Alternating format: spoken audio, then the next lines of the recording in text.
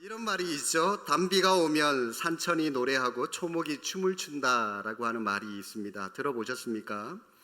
예. 그런데 왜 하필이면 단비가 오면 산천이 노래를 하고 초목이 춤을 춘다고 표현을 하고 있는 것일까요? 이유가 무엇입니까? 단비는 오랜 가뭄 가운데 반가운 소식이 되기 때문입니다. 그만큼 사람들이 기쁘고 행복하다는 것이겠죠. 기가를 해소하고 생명의 에너지를 공급하는 것이 단비이기 때문에 그렇습니다. 이 물이라고 하는 것은 모든 생명의 에너지가 됩니다. 그래서 물이 있으면 살고 물이 없으면 죽을 수밖에 없는 것이죠. 초목이나 동물이나 사람이나 다 예외가 없이 다 물이라고 하는 것이 필요합니다. 그런데 이 메마른 땅에 내리는 이 비라고 하는 것은, 여러분 오늘 본문에 보면 이 비라고 하는 말이 등장하는데 뭘 의미할까요? 사실 성경에 나오는 이 물, 비라고 하는 것이 우리 육체에 비유하면 생명이라고 하는 것을 상징하는 것이고요, 영혼에 비유하면 성령을 상징한다고 보시면 됩니다. 육체의 물이 절대적으로 필요하듯이 우리의 영혼도 성령님이 절대적으로 필요합니다. 그래서 육체의 갈증이 느껴질 때 우리가 물을 찾는 것과 마찬가지로 우리의 영혼의 갈증이 느껴지면 우리는 그때 성령님을 찾게 되는 것입니다.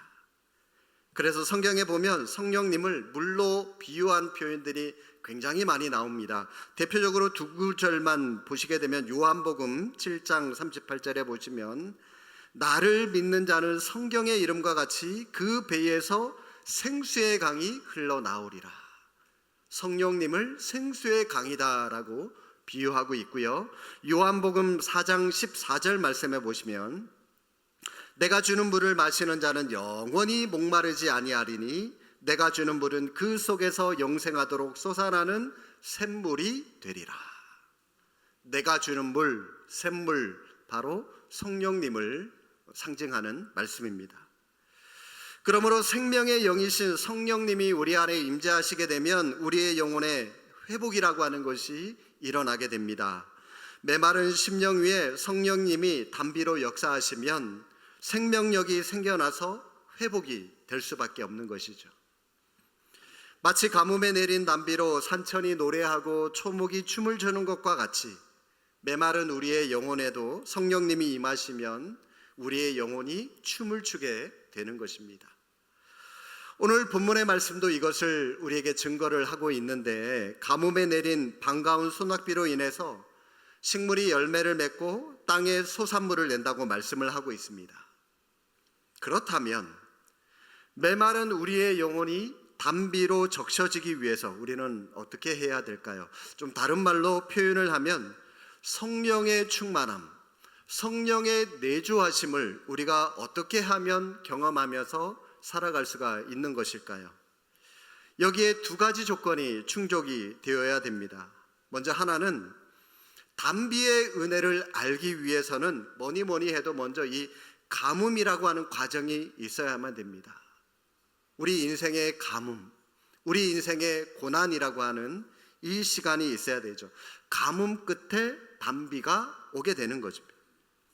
성령의 충만함은 여러분 이 고난이라고 하는 것을 필요로 한다라고 하는 그런 의미입니다. 그래서 고난받은 사람들, 고난의 민족들이 성령의 역사를 많이 경험하는 것을 볼 수가 있습니다. 왜냐하면 고난을 통해서 성령 하나님의 도우심을 바라고 또 바라고 있기 때문입니다.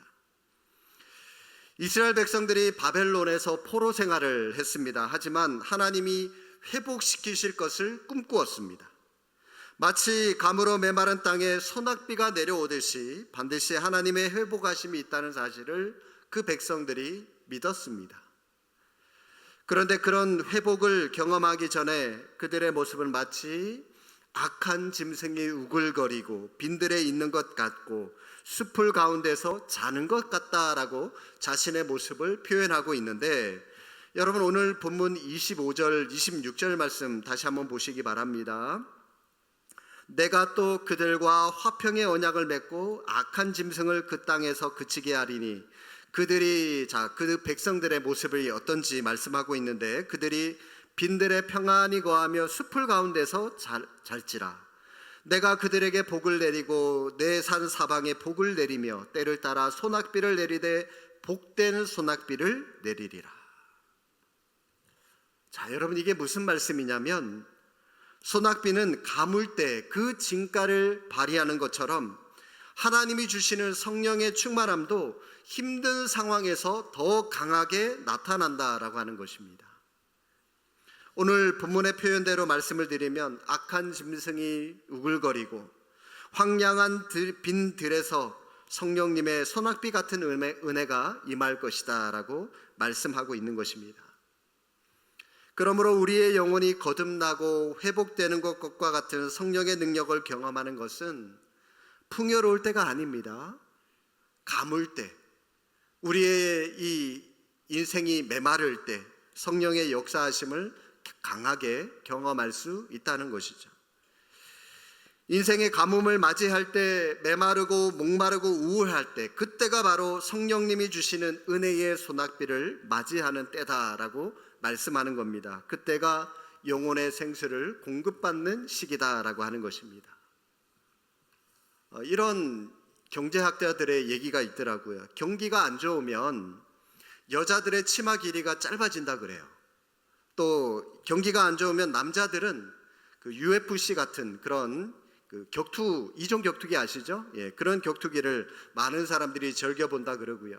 경기가 안 좋을수록 많은 사람들이 매운 음식을 더 많이 찾는다고 그럽니다. 불닭볶음면, 매운 떡볶이, 이런 자극적인 음식을 많이 찾는다고 하는데, 여러분, 이게 무슨 뜻이냐면 사람들이 힘들고 어려울수록 자극적인 것을 더 많이 선호한다는 겁니다. 그런 자극적인 것들을 통해서 지금의 고통을, 지금의 힘든 것을 이겨내 보려고 한다는 것이죠. 그런데 여러분, 이런 자극들은 청량음료와 같은 것 같습니다. 마시면 당장은 갈증이 좀 해소될 수 있을지도 몰라도 그 청량음료, 콜라 같은 것들을 마시면 마실수록 어떨까요? 갈증은 더 심해질 수밖에 없는 거죠. 이것과 같다는 겁니다. 그런데 성령의 충만함은 다시 목마르지 않는 영혼의 생수를 우리에게 공급한다라고 말씀을 하고 있는 것입니다. 여러분, 지금 인생의 가뭄을 느끼십니까? 메마른 광야를 지나가고 계신 분이 계십니까? 성령의 충만함을 사모할 시기라고 하는 것을 다시 한번 인식하시고 성령님을 의뢰하시기를 주님의 이름으로 축복합니다. 가뭄을 맞이할 때, 메마르고 목마를 때 성령의 생수를 맞이할 때라고 하는 사실을 여러분들이 분명히 인식하시고 성령의 충만함을 구할 수 있기를 바랍니다. 성령님, 내 마음 가운데 임재하여 주십시오. 내 마음을 성령의 은혜로 채워 주십시오. 성령 하나님, 지금 내 마음이 답답합니다. 내 마음이 공허합니다. 힘듭니다. 외롭습니다. 나의 이 마음을 만져 주시옵소서. 그렇게 성령님을 초청하시기를 바랍니다. 잊지 마십시오. 인생의 가뭄을 느끼는 시기가 바로 성령님이 임재하시기에 가장 좋은 시기라고 하는 사실. 인간의 위기가 곧 하나님의 기회이듯이 우리가 가뭄을 느끼고 목마름을 느끼고 갈증을 느끼는 그 순간이 바로 성령님이 우리 가운데 임재하시기에 가장 좋은 타이밍이라고 하는 사실을 놓쳐서는 안 됩니다. 성령님은 빈들에서, 광야에서, 가뭄의 현장에서 더 강하게 역사하시는 것입니다. 성령의 내주하심을 경험하기 위한 또 다른 하나의 방법은 기도라고 하는 것입니다. 기도. 제가 매주 주일 오후 찬양 때마다 여러분들에게 본문은 다르지만 이 결론은 하나예요. 기도라고 하는 것이 늘 빠지지 않더라고요. 제가 말씀을 준비하면서도 의도적으로 그건 아닌데 어디 주석을 찾아봐도 이 본문 안에는 다 기도. 다른 말로 하면 여러분, 사모하는 마음, 그게 기도죠. 사모하는 마음과 기도가 있을 때 우리 안에 성령의 충만함을 경험할 수가 있는 것입니다. 예로부터 가뭄이 오래되면 기우제라고 하는 것을 우리 조상들이 많이 지냈습니다. 왜냐하면 가뭄을 해결하는 것은 인간의 힘으로 할 수 없다는 거죠. 하늘의 영역이기 때문에 하늘에게, 뭔지 모를 어떤 신에게 기우제라고 하는 제사를 드리는 겁니다. 메마른 땅에 단비가 오는 것이나 우리 메마른 심령에 성령님이 임하는 것은 우리 인간의 힘으로 할 수 있는 게 아니에요. 우리 영역이 아닙니다. 하나님의 영역이에요. 하늘의 영역이에요. 그러므로 우리가 할 수 있는 일은 사모하는 마음으로, 간절한 마음으로 기도하는 것밖에 없다는 거죠. 하나님의 자녀들은 인생의 가뭄을 만날 때마다 소낙비를 기대하듯이 하나님의 은혜를 기대합니다. 실제로 예기치 않게 소낙비 같은 은혜의 빗줄을 많은 성도님들이 경험하며 살아가는 것을 볼 수가 있습니다. 그런데 여러분, 여기에 단서가 하나 있습니다. 단서가. 무슨 단서냐? 바로 평소에 늘 기도하는 자가 그런 은혜를 입는다는 겁니다.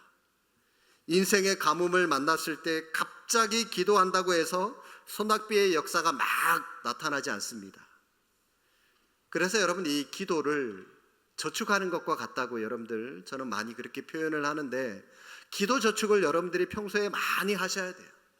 새벽으로, 금요일로, 아니면 여러분 개인 기도 시간에 기도함으로 인하여 그 저축을 좀 많이 쌓아 두셔야 돼요. 평소에 기도를 많이 쌓아 놓아야 인생의 가뭄을 만났을 때 소낙비의 은혜를 받을 수가 있는 겁니다. 그래서 평소에 기도하는 자는 가뭄 속에 부어주시는 소낙비의 은혜를 압니다. 평소에 기도하는 자는 하나님이 지금 자신에게 은혜를 베풀고 계시는지 영적으로 감지할 수 있기 때문입니다. 바꾸어 말하면 기도하지 않으면 인생의 가뭄은 계속 지속될 수밖에 없고요. 가뭄 속에 하나님께서 어떤 은혜를 부어주셔도 그게 하나님으로부터 왔는지, 그게 하나님의 은혜인지 기도하지 않는 사람은 몰라요. 그렇기 때문에 우리가 기도를 쌓아야만 민감하게 영적으로 하나님의 은혜에 반응하며 하나님의 은혜에 감사하는 삶을 살아갈 수가 있는 것입니다. 오늘 본문의 에스겔 선지자는 바벨론의 포로 생활로 인해서 절망하고 있는 이스라엘 백성들에게 희망의 메시지를 전해주고 있는데, 지금은 바벨론의 이 포로 생활로 영적인 가뭄을 맞고 있지만 언젠가는 소낙비 같은 주님의 은혜가 임해서 다시 너희들을 회복시켜 주실 것이다. 그래서 나무가 열매를 많이 맺고 땅이 그 소산을 내게 될 것이다. 그리하여 모든 백성이 다 여호와 하나님을 진짜 하나님으로 알게 될 것이다 라고 하는 그런 말씀의 메시지입니다. 27절 우리 한번 읽어보시겠습니다. 27절, 그리한즉 밭에 나무가 열매를 맺으며 땅이 그 소산을 내리니 그들이 그 땅에서 평안할지라. 내가 그들의 멍에의 나무를 꺾고 그들을 종으로 삼은 자의 손에서 그들을 건져낸 후에 내가 여호와인 줄을 그들이 알겠고. 자, 건너뛰어서 30절도 한 번 더 같이 읽어보겠습니다. 그들이 내가 여호와 그들의 하나님이며 그들과 함께 있는 줄을 알고 그들 곧 이스라엘 족속이 내 백성인 줄 알리라. 주 여호와의 말씀이라. 아멘. 에스겔 선지자가 이러한 소낙비의 은혜를 통해서 하나님의 존재를 알게 되기까지 기도가 중요하다라고 오늘 본문에 직접적으로는 말씀하고 있지는 않았지만 이미 여러분 이 기도라고 하는 것이 전제되었다고 볼 수밖에 없는 겁니다. 왜냐하면 평소에 기도하지 않고서는 하나님이 부어주시는 은혜, 성령님의 역사를 목격할 수 없기 때문입니다. 혹시 여러분 이 터미네이터라고 하는 영화, 좀 오래된 영화지만 그 영화를 보신 적이 있습니까? 지구를 지배하고자 하는 그런 인공지능의 로봇과 그리고 그 지구를 지키고자 하는 인간과의 싸움을 다룬 그런 이 공상과학 영화인데요. 그 영화의 주제가 영화 맨 마지막에 이 부분에 나오는데 이런 이야기가 나옵니다. 인간이 로봇과 다른 것은 영혼과 심장이 있기 때문이다. 그러면서 결국은 인간의 승리로 그 영화가 끝이 나는데, 영혼이 없고 심장이 뛰지 않으면 죽은 사람이죠. 살았다 하지만 그건 터미네이트고 기계지 인간이 아닙니다. 그러므로 우리가 살아있다면 영혼이 있고 우리는 심장이 뛰고 있는 겁니다. 그렇다면 우리의 영혼은 영혼의 아버지 되신 하나님을 갈망하게 되어 있습니다. 기도하게 되어 있습니다. 그래서 성령 충만함을 사모하게 되어 있습니다. 여러분 어떠신가요? 요즘 어떻게 지내고 계십니까? 하나님을 갈망하며 하나님께 기도하고 계십니까? 성령의 충만함을 사모하며 성령 충만함을 달라고 기도하고 있습니까? 우리에게 영혼이 있다면 영혼의 아버지이신 하나님께 어떻게 기도하지 않고 우리가 살아갈 수가 있겠습니까? 기도할 수밖에 없습니다. 그리고 우리가 살아있다면 우리의 심장은 멈추지 않고 계속해서 뜁니다. 우리의 심장은 어제 죽은 사람이 그토록 원하던 심장이었습니다. 우리의 심장이 늘 뛰고 있는 것에 대해서 감사하고 있습니까?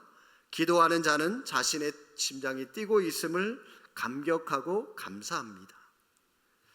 뿐만 아니라 자신의 심장을 하나님의 심장으로 이식합니다.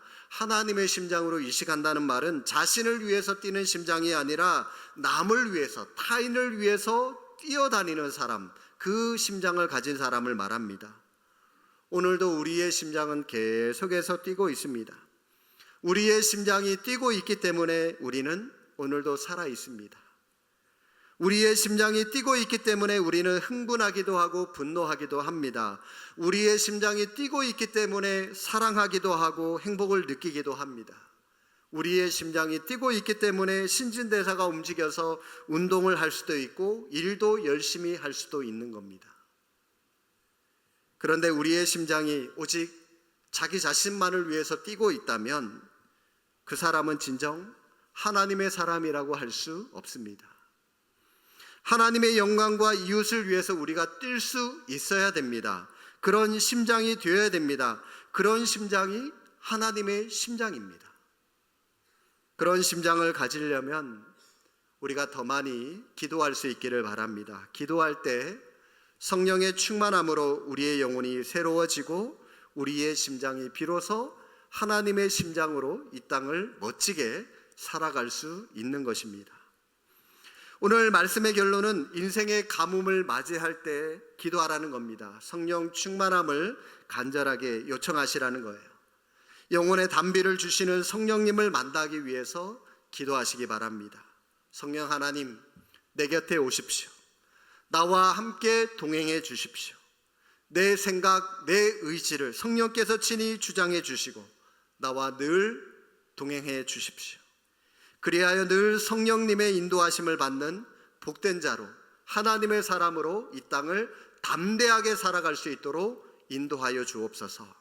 이런 기도를 통하여 메마른 우리의 영혼을 소생시켜 주시는 하나님의 복된 소낙비의 은혜를 늘 경험하며 살아가시는 우리 수원 제2교회 믿음의 권속들이 다 되시기를 주님의 이름으로 축복합니다. 기도하겠습니다.